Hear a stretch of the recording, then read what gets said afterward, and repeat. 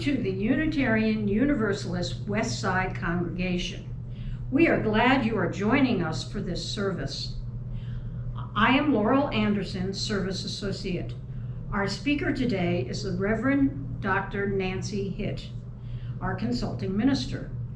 Our program today is titled Reading for Meaning. It is founded on Principle 7, respect for the interdependent web of all existence of which we are a part. We hope to explore this principle from an unusual perspective that will enrich your understanding of spirituality, especially now during the current pandemic. In addition to those of us you will meet on screen today, we thank Carol Eaglehart for the work of taping, editing, and adding special effects to our service.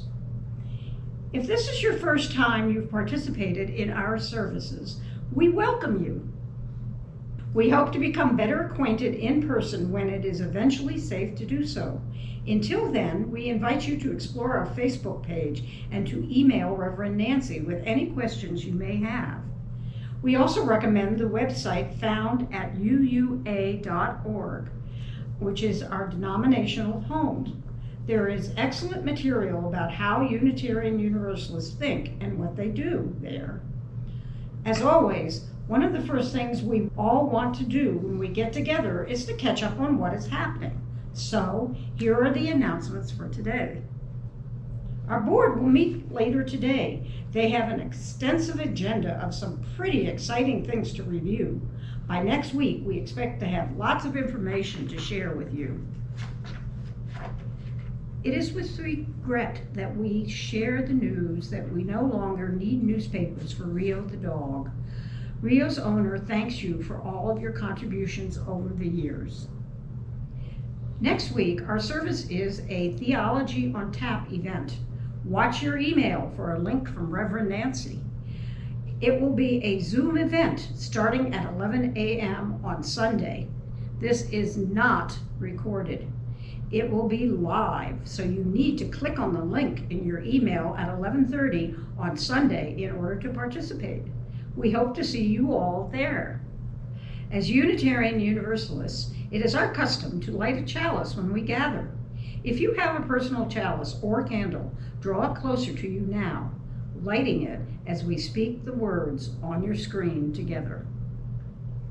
Our chalice flame illuminates the meaning and purpose of our lives, as well as the words on the page of every story we tell ourselves. May we see clearly and perceive the deepest meaning by its light. Shalom and amen. Together, let's affirm the aspirations that define our community. Life is a gift. We gather in community to celebrate the glories and the mysteries of this great gift. In the light of truth and in the warmth of love, we gather to seek, to sustain, and to share. Love is the doctrine of this congregation. The quest for truth is our sacrament, and service is our prayer. To dwell together in peace, to seek knowledge and freedom, and to serve others in community, to the end that all souls grow into harmony with creation. Thus do we covenant with one another. Shalom. Now Reverend Nancy will lead us in a moment for centering. Sit back in your seat wherever you are. Uncross ankles, knees, wrists. Let the energy flow smoothly throughout your body. Close your eyes gently if you feel comfortable doing so. Focus on your breath, the in and out of air that keeps you alive. Breathe deeply and fully. Exhale completely. Inhale and exhale, letting your mind go blank.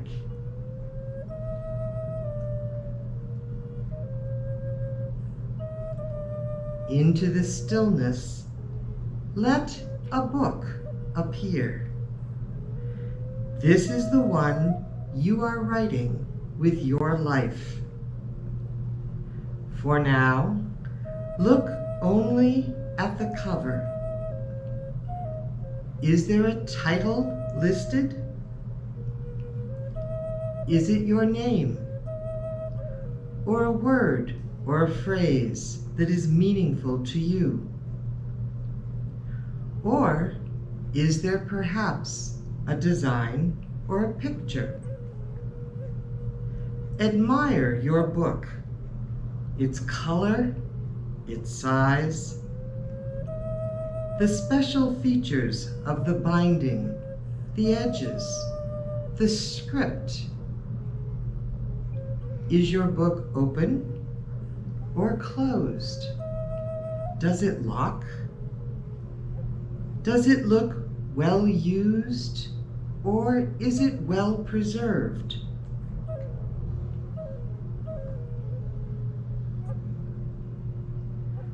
Holding your book securely in your mind's eye, return your focus to your breathing, relaxing into its rhythm.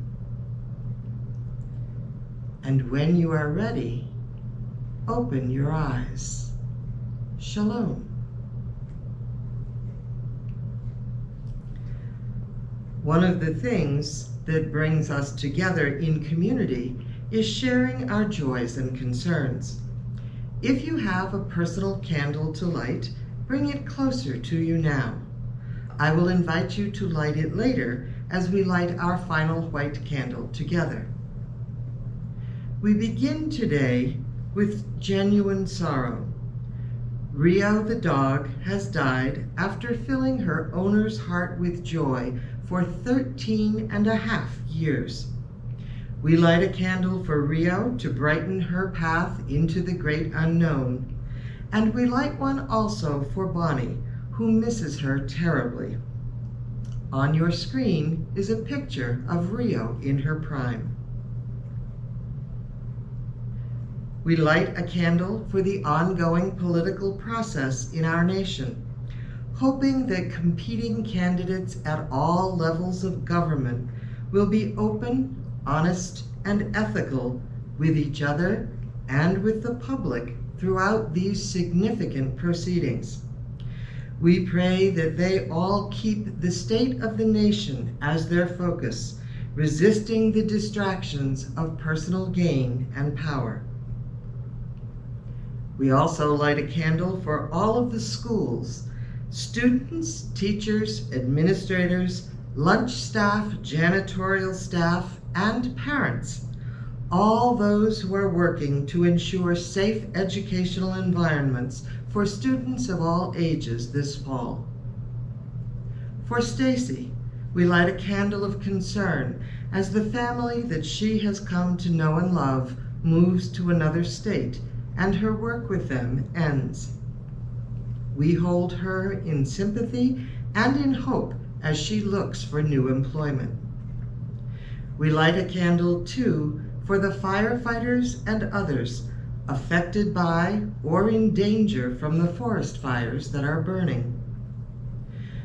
For Melinda's parents who were able to sell their house after an extended time on the market, we light a candle of joy.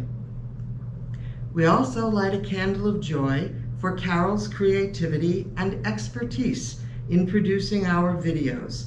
They are an unexpected joy for all of us.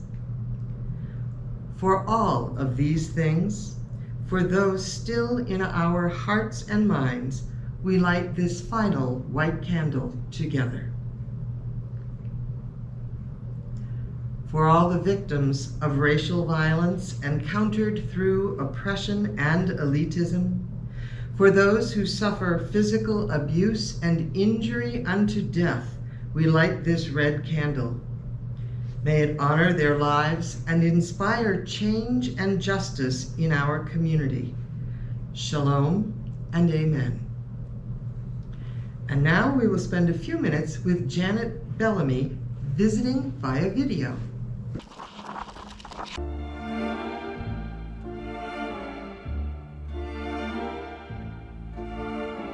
It's sunrise and Janet Bellamy is heading out for her morning walk. Each morning, she walks at a golf course near her home. It's so peaceful and it's beautiful. And those are two things that are really important to me, to have a dose of that every day. I've met people. It's fun to wave at people that I've met. So it's nice. Up until now, she's been able to be with her daughter Jenny and Jenny's children. My daughter Jenny and I had made a family unit because she was self-isolating with her kids and I was self-isolating. So we decided we could do things together, and her children could spend the night with me. And I could sit with them and read books, and it was a lovely period during the summer. But school is starting now, and her daughter is a teacher. So she's there with the staff, sometimes under crowded circumstances. And although they're masked, they're not really socially distanced. I'm out of the picture now. So this is really hard on me, and it's really hard on her. She's a single mom and a full-time school teacher, and so it's very hard. And my son has 2 little girls, and they're going to go back into daycare next week. And I think this is all very frightening, and it also means that I won't be seeing as much of them either. When you come into my house, you'll see that I'm just surrounded with pictures of the family. There are pictures of her granddaughter Kira, who came to our congregation as a young child. And of course, pictures of Janet's mom, our beloved Hazel. There is even artwork by Hazel, a picture she painted, a charcoal drawing she made of Janet, and photographs that Hazel took. I just feel like my family is the biggest blessing in my life. So this is Bill. For those of you who haven't met him, Bill and you were married, but you're not married anymore. that's right. We were married in 2001. We had a beautiful wedding, and then we got divorced in 2008. And Bill thought he was going to really dedicate his life to Buddhism, and he was going to live in a place in Virginia, a Buddhist retreat. But he got out there and he decided he really wanted to be with his family and his kids, and he missed me. And so he came back, and we just decided to just not get married again, but to love each other and be together as much as made sense. Right now, he's the full-time caretaker for his granddaughters. And so he and I have had to go separate ways during this virus, because I would be connected to his whole family through him in terms of possible contagion. So having photos around her is very important to Janet. It feels like I'm sort of enfolded in my family, even though I'm not getting to see them so much. At sunset, Janet likes to watch the Sandia Mountains light up. We hope that one day she'll be able to enjoy it once again with her family.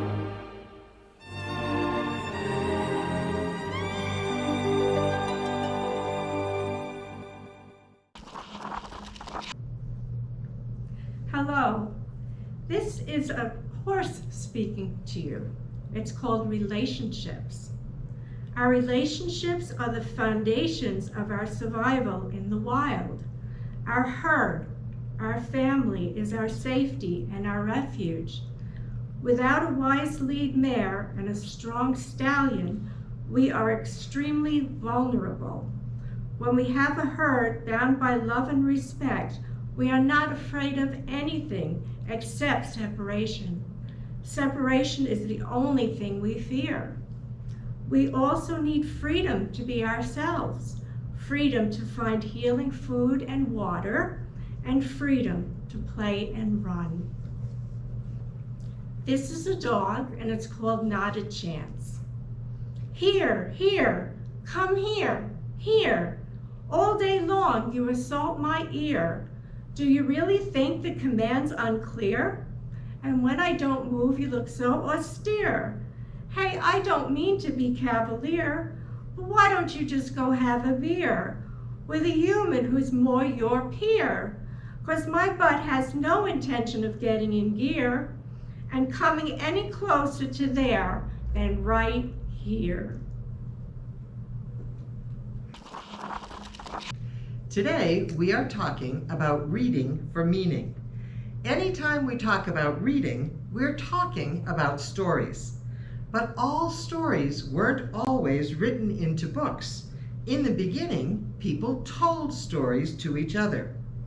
They told stories to build community and to teach lessons about values and behavior. Some stories are very old. They have layers of meaning that evolve and change over time and place. One story that I would like to share with you is the story of Chicken Little. And I have a very special helper, or two, as you may see later, to tell you that particular story. You see, the story of Chicken Little is over 2,500 years old. It was told around campfires and passed down through generations from parents to their children until the Brothers Grimm wrote it down. You've probably heard some version of it yourself. So I would like you to meet Chicken Little. She says hello. She is, as you just heard, extraordinarily old, and her story has a lot to show us about stories in general. Her story goes like this. Once upon a time, there was a young, happy chicken named Chicken Little. She was out scratching under the oak tree for bugs and seeds when an acorn fell on her head. Chicken Little looked up, stunned. It hit her quite hard. She saw nothing but sky. There was no one else there but her. Chicken Little rubbed her head and looked up at the sky and came to the obvious conclusion.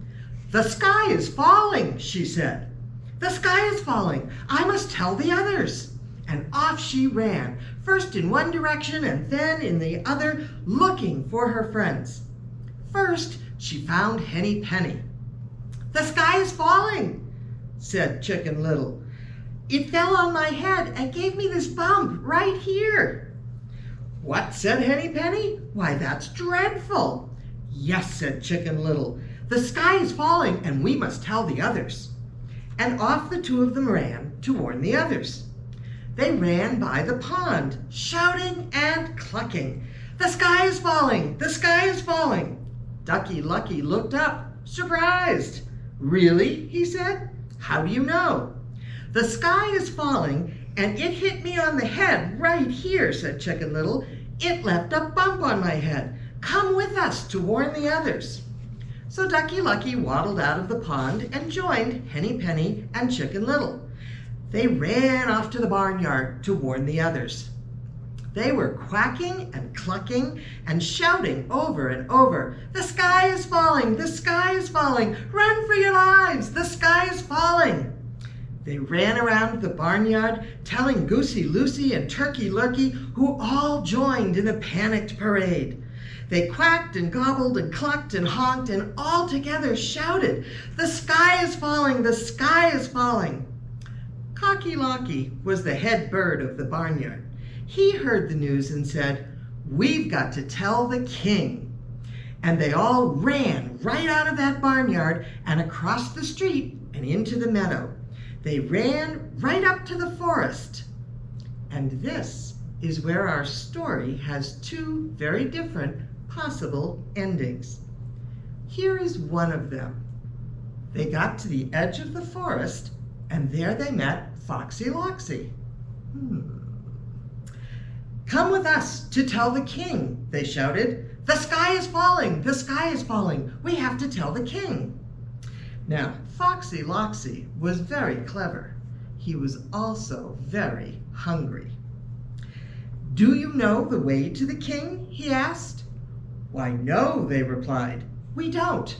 "I do," said Foxy Loxy. "Quick, follow me as fast as you can, and I will show you the way." Foxy Loxy ran into the woods with all of them. Chicken Little, Henny Penny, Ducky Lucky, Goosey Lucy, Turkey Lurkey, and Cocky Locky right behind him. Foxy Loxy ran fast, and so did all the others. At the last minute, he dashed aside and said, "Here it is, there's the way to the king." And he pointed the way into his nice, warm den. Foxy Loxy followed them in and shut the door behind him, and he wasn't hungry again for a very, very long time. The end, number 1. Or we could choose this ending to our story. When Cocky Locky heard the horrible news, he ran with the others out of the barnyard, saying, "Follow me, and I will take you to the king." Cocky Locky ran and ran and ran, with all of the other barnyard fowl right behind him. Finally, they found the king. They were clucking and squawking and honking and gobbling and quacking so much the king could not even understand them. "Quiet!" roared the king. "Now, tell me what is wrong." So Chicken Little found herself pushed to the front of the line to face the king. "The sky is falling.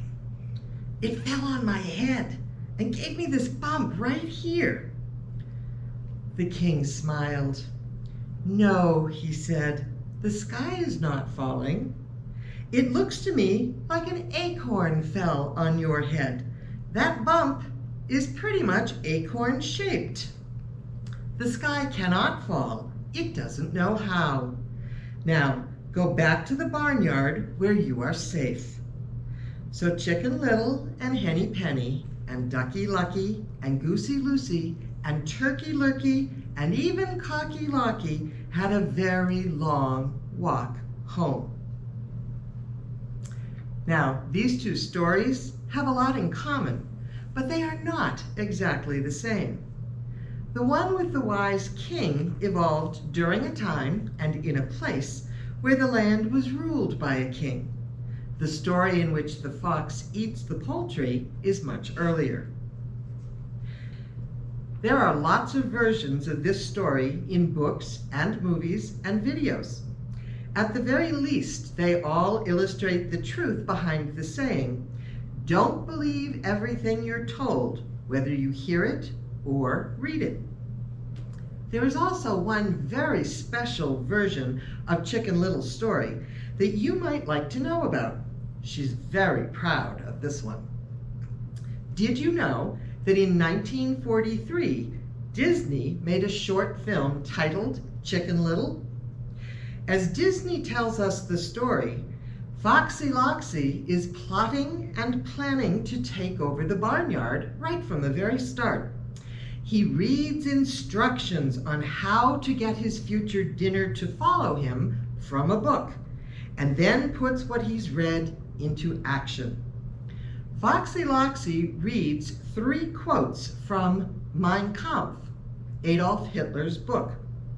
The film was produced as anti-Nazi propaganda to alert people here in the US to the dangers of Nazism.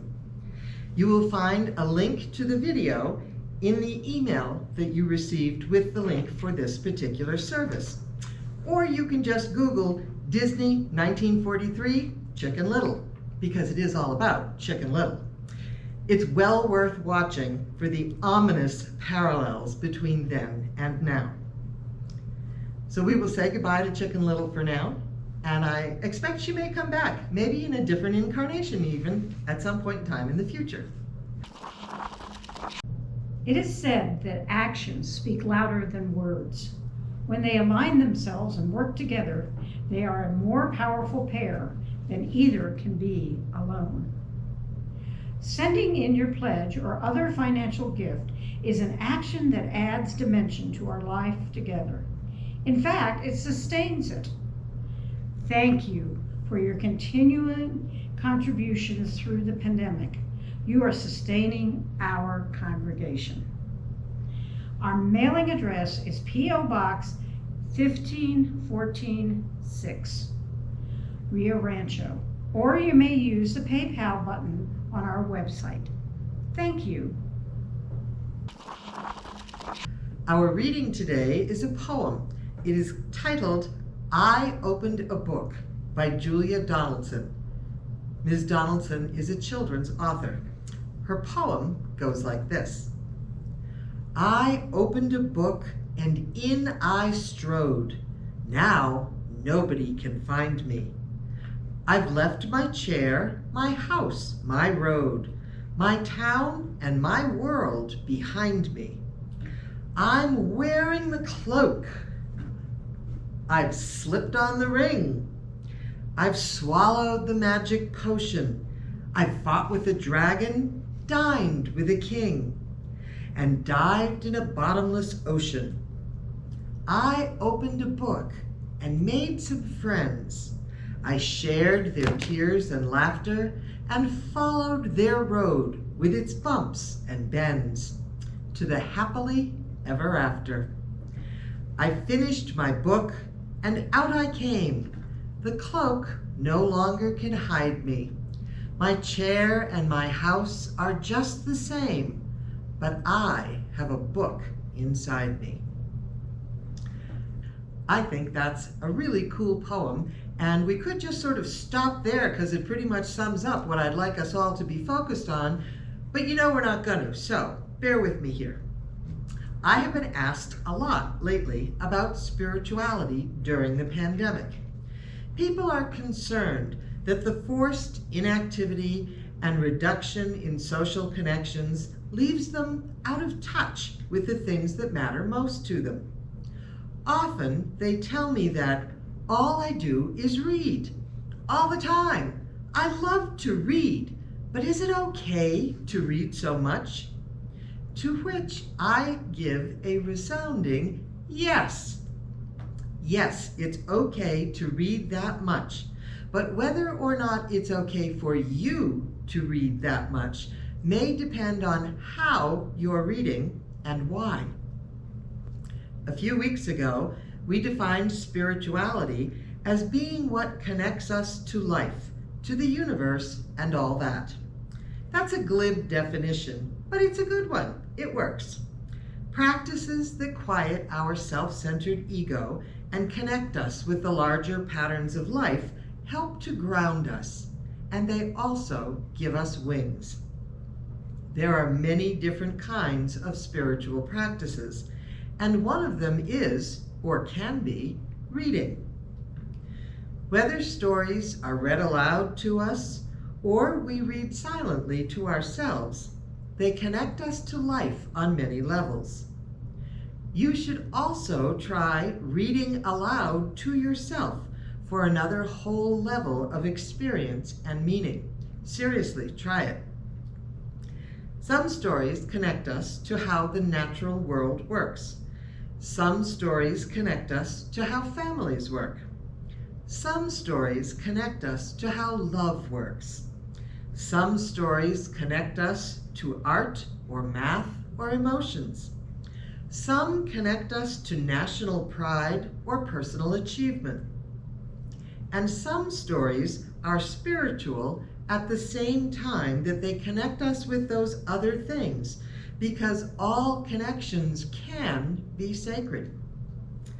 While some books are intentionally spiritual and can be very enlightening and worthwhile reading, I want to talk today about books that may not look spiritual at first glance at all.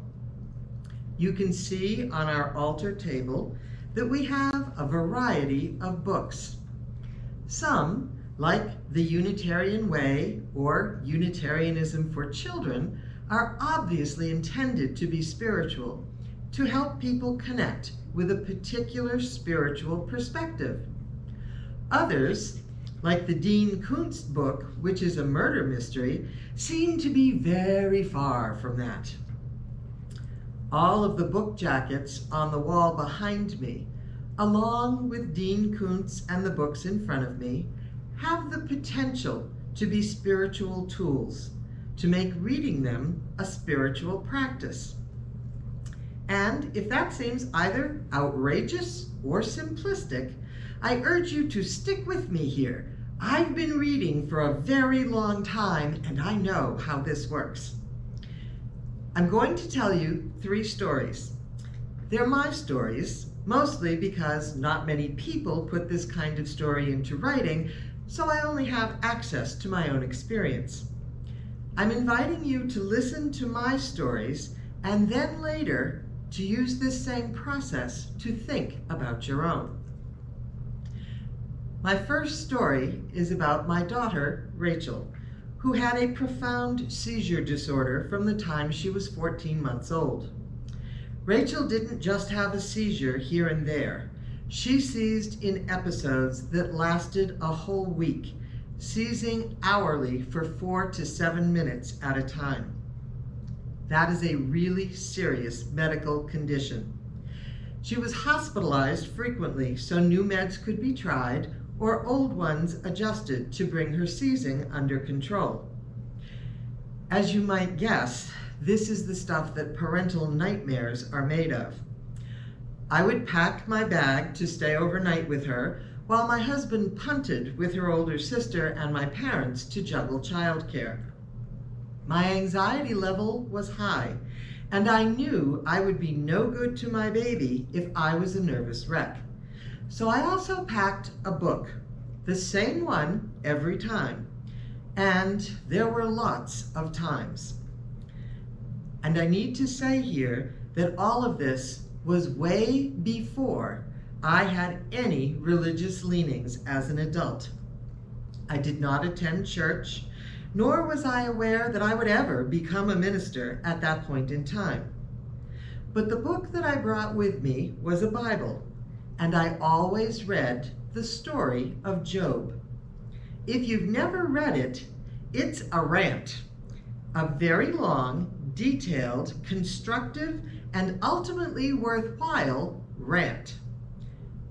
Job is a rich man, and he's tested by Satan with God's permission.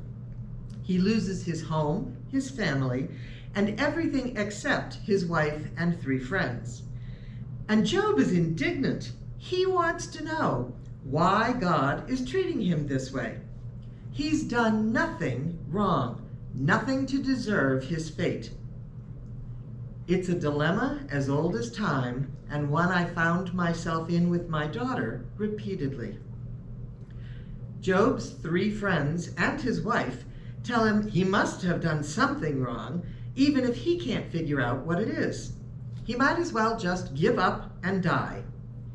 For more than 30 chapters, Job refuses to admit he deserves his fate or to die. In fact, Job insists that the circumstances of his life are not worthy of God, and he wants an accounting from God. And he gets it. By the end of the story, he has an amazing conversation with God. He never gets an explanation. God very poetically shows Job that Job is incapable of understanding any explanation that God could give him. But, and this matters a lot, God commends Job for demanding an answer from God to his questions. In fact, God tells Job that it's only because of Job's insistence that God is not punishing him in a quid pro quo sort of way, that God is not smiting his 3 friends who kept telling him to throw in the towel and admit to a wrong he did not commit. By the end of the story, Job does not have a simple answer, but he does have God's approval for asking questions and for demanding an accounting. Almost sounds you, doesn't it? I needed that story in those circumstances. It got me outside of myself. It helped me stop trying to figure out what I had done or not done that made my daughter so sick. While rationally, I knew I was not responsible. As a parent, you almost want to be so that you can fix it. I couldn't fix it.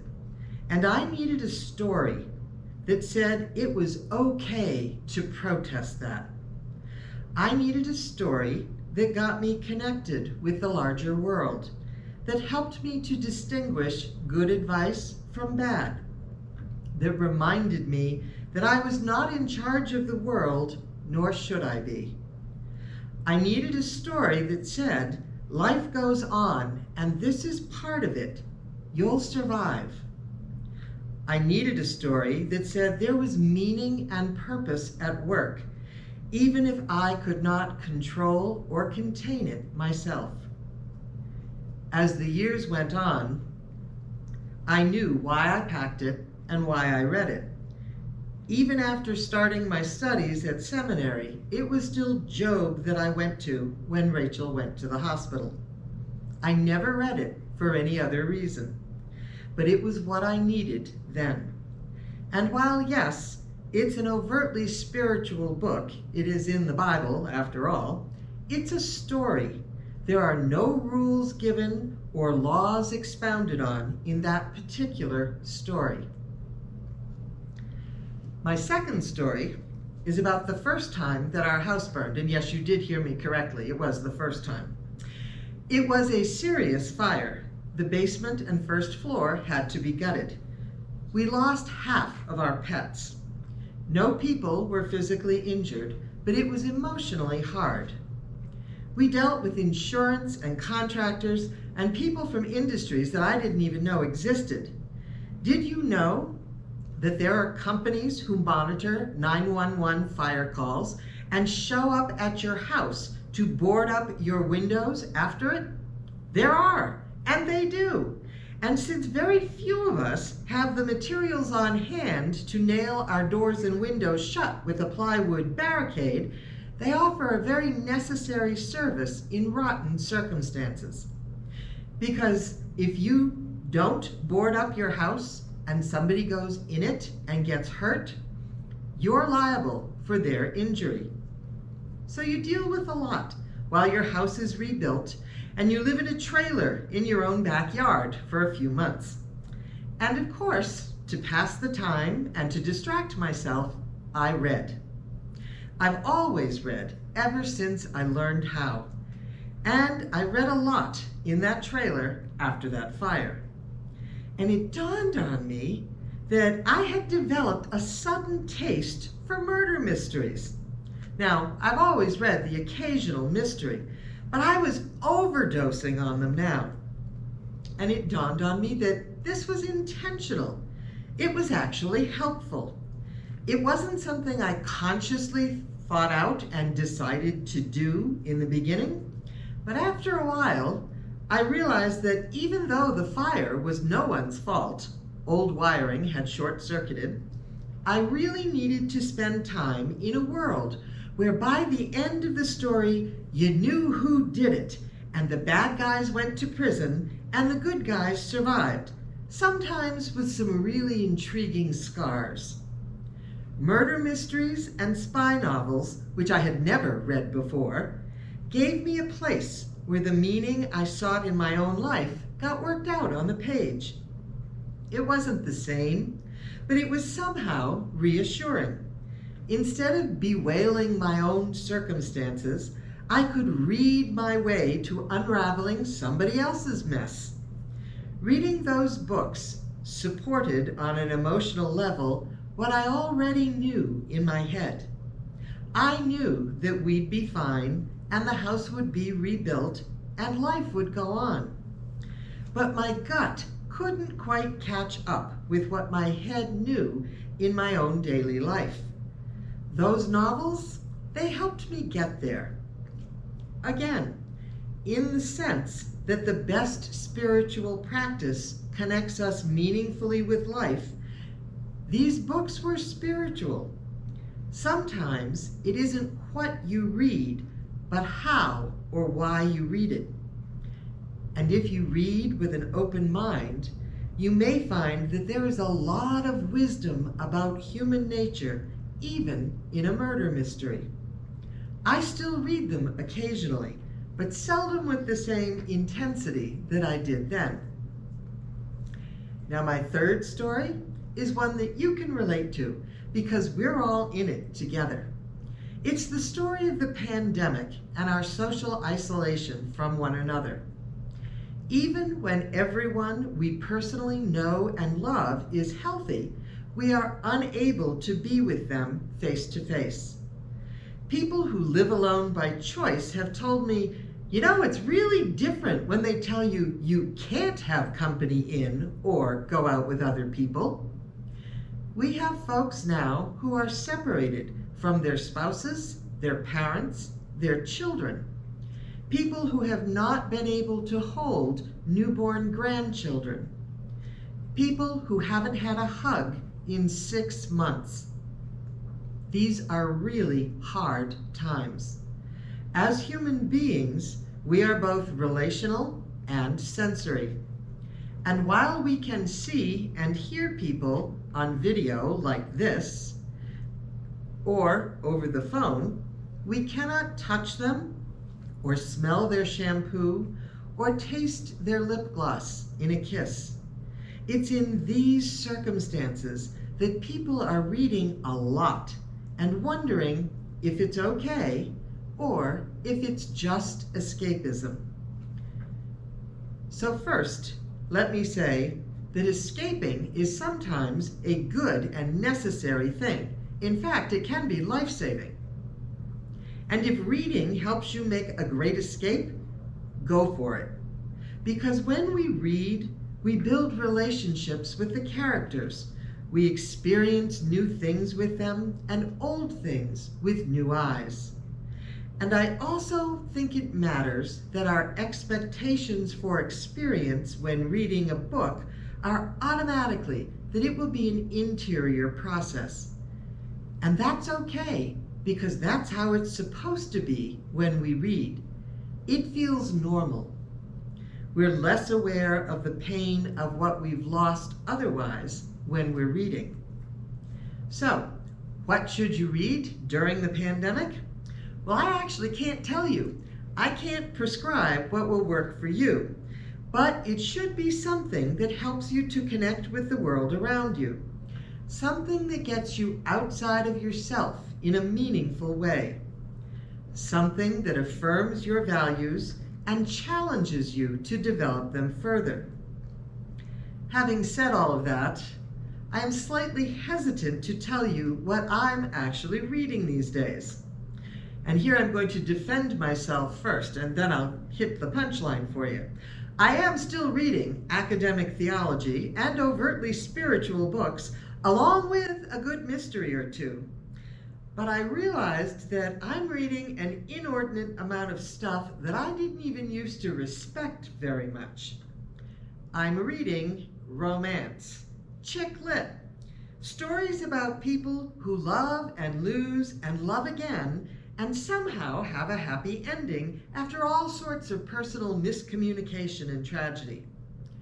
Now, some are better than others. Some are extremely well written and insightful about human nature. But I'm even reading the sappy ones. And the good ones, the ones with deep plots and well-developed characters that I just feel like I've come to know, they move me to tears. I think it was the first time that I found myself weepy over a romance novel that I realized there was something going on here that was bigger than just filling in time.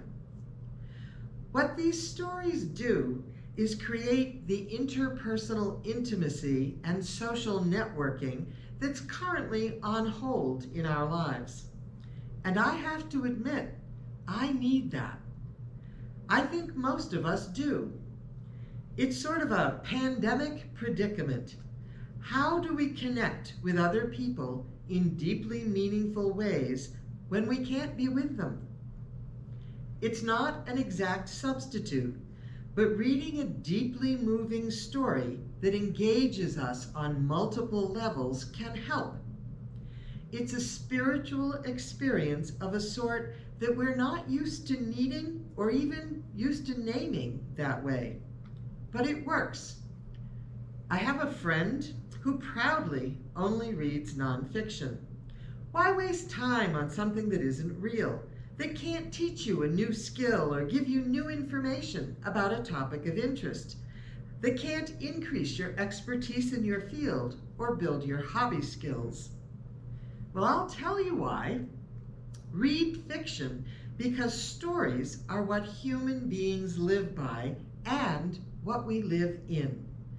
Nonfiction is phenomenally helpful and can be extremely engaging, but it often doesn't feed our spirits. Stories do. Stories feed our spirits. They help us survive when we're feeling empty and tapped out. And right now, our usual sources of renewal and recharging aren't available to us, but books and reading are. It has been said that spiritual reading occurs when you listen for the voice of the divine to speak to you in the story. Many religious founders used stories to teach their people. Jesus taught in parables.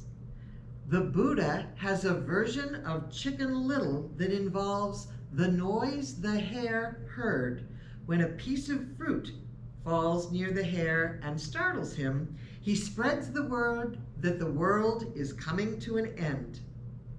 Stories of the goddess, stories of nature.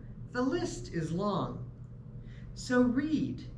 Read for meaning. Read now during the pandemic, and don't stop. Keep reading, even when we're free to move about the world again. And as you're reading, consider how that story, fiction and nonfiction, connects you to the web of all existence of which we are a part. Shalom. You have been invited to leave your reactions, responses, comments, and questions in response to any part of this service. You may leave them on our website services page. You may leave them on our Facebook page. You may leave them on our YouTube page, and you may email me directly. Every way is a good way to communicate. Please join me now in speaking the words on your screen together with me as we extinguish our chalice. Our chalice flame is extinguished from our sight, yet the visions revealed to us live on in our hearts. May we always read for meaning, sharing the stories of our lives with others. Shalom and blessed be. May you live the story of your life to its fullest meaning, telling it, reading it, enacting it with others. May it bring you closer to yourself, to others, and to the source at the heart of the universe. Go now in peace. May the spirit of love surround you everywhere you go, whoever you are with, and however you have need. Shalom and blessed be.